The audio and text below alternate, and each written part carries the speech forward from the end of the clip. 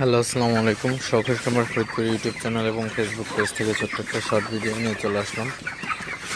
তো আজকে হচ্ছে আমার ব্রয়লার মুরগির বয়স 30 দিন। তো 30তম দিন সন্ধ্যার আপডেট আপনাদের সাথে শেয়ার করব। তো ভিডিওটিকে স্কিপ না করে অবশ্যই শেষ পর্যন্ত দেখবেন এবং শখের খামার ফরিদপুর ইউটিউব চ্যানেলকে অবশ্যই সাবস্ক্রাইব করবেন। ভিডিওটি লাইক, কমেন্ট এবং শেয়ার করে অন্যভাবে দেখার সুযোগ করে দিবেন। তো ভিডিওটি শুরু করা যাক।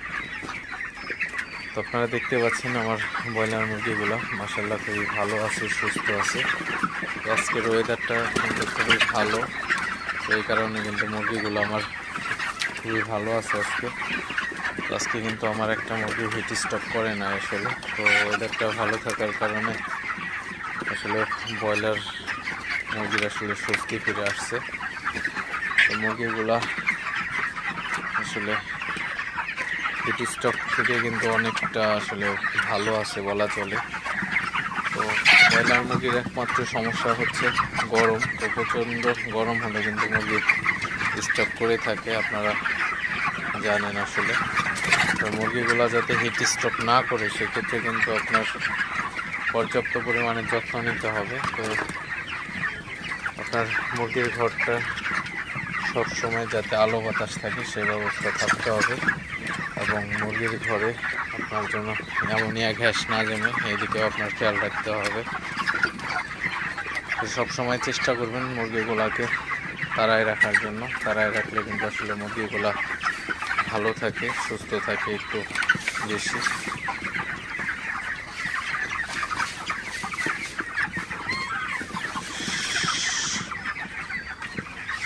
দেখতে পাচ্ছেন আমার মুরগিগুলো আসলে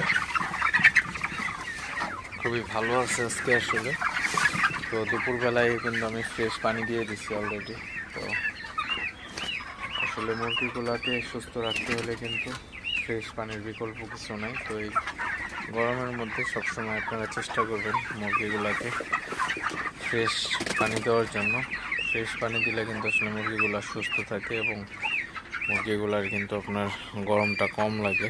তো অবশ্যই আপনারা চেষ্টা করবেন সবসময় মুরগিকে ফ্রেশ পানি দিয়ে রাখার জন্য এবং মুরগিকে মাঝে মধ্যে তাড়াই দিবেন, তাহলে কিন্তু আপনারা দেখতে পারবেন আসলে মুরগিগুলা ভালো আছে, সুস্থ আছে।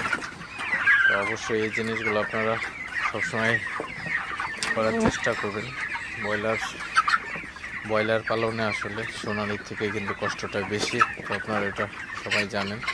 ব্রয়লার মুরগি পালনে কষ্ট অনেক বেশি হয়ে থাকে। তো যাই